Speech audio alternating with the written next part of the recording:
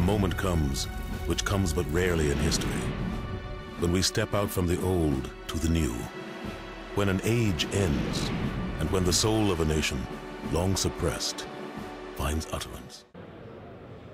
Hey, this is Darren with OnRPG. We're wrapping up our PAX coverage with a look at Civilization V's first expansion.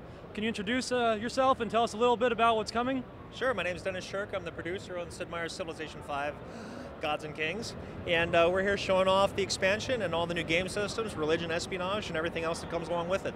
Now, for a lot of people, Civilization 4 Beyond the Sword was the holy grail of the series, and Civilization 5 has a lot to live up to it. Do you think this expansion is going to be the one that does it? You know what, we really used Beyond the Sword as our benchmark for this one. And in a lot of ways, I think we matched it. In some ways, especially all the new gameplay systems we put in, I think we're actually going to surpass it. But that's obviously up to the fans after it comes out to decide.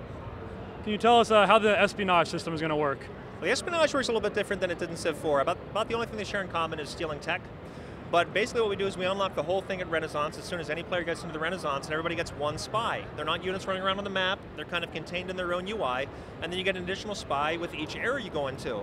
You can use them to steal tech, you can use them to put in city-states, to rig elections, stage coups. The coolest thing though is to have them listen for intelligence. So when you have them embedded in another civilization to try to steal tech, they're actually going to be plugged directly into the AI system. So they can actually steal information about incoming attacks, who somebody is plotting against, sneak attacks on other cities, how they're going to arrive when they do attack. And you can actually broker this information to other civilizations. You can have other civs come to you and tell us about stuff their spies intercepted. Really cool dynamic system, we love it. How's the religion system going to play out?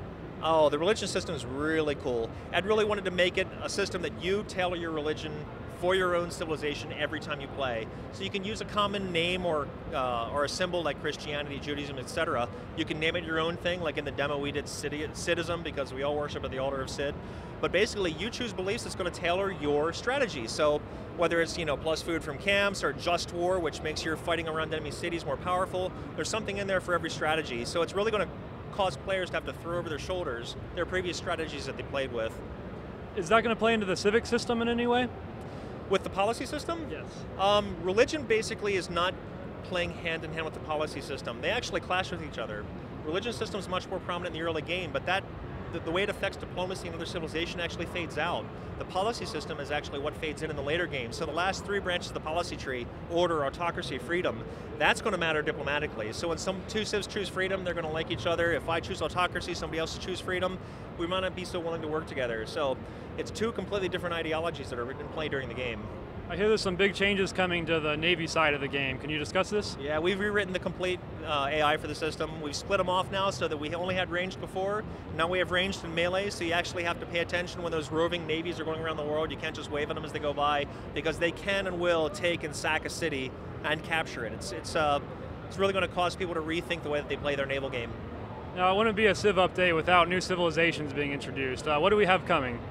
Oh, there's 9 new civilizations, and we're also including Isabella in Spain as a bonus, just because Ed really wanted to use them into the Renaissance scenario. Huge, religious combat scenario. So I think we've announced all but one up to this point. We've got Boudica, Theodora, we've got Attila, Dido of Carthage, William of Orange. There's just a lot of content coming in, all with their own unique units, buildings, etc. So a lot of content coming. Are there any particular traits that you like out of the new civilizations? I'm still a big fan of Boudica. I play with Boudica a lot just because I love playing the religion game. I'm a culture player, and religion kind of goes hand in hand with that. I mean, there's stuff in there for every kind of strategy, science, domination, etc. But I'm a builder. So Boudica and her early faith development, when she puts down her first city, she gets faith right away from forests. It really gives me a leg up in being the first to choose beliefs that's going to help me with the play. So I think I'd have to pick her. When do you think this is going to be going live? June 19, June 22nd internationally. Steam, retail outlets, wherever you get your games, you're going to be able to get Gods and Kings. Awesome. Do you have any last words for our fans? I got to say the show is awesome. I don't know when this is coming out, but if it's coming out soon, there's going to be live streams online coming up that 2K, the community manager Greg Lobbs, is putting up. So you're going to be actually able to see the demo that these guys saw if you go to the 2K website. So that's about it. Thank you for your time. Thank you very much, sir.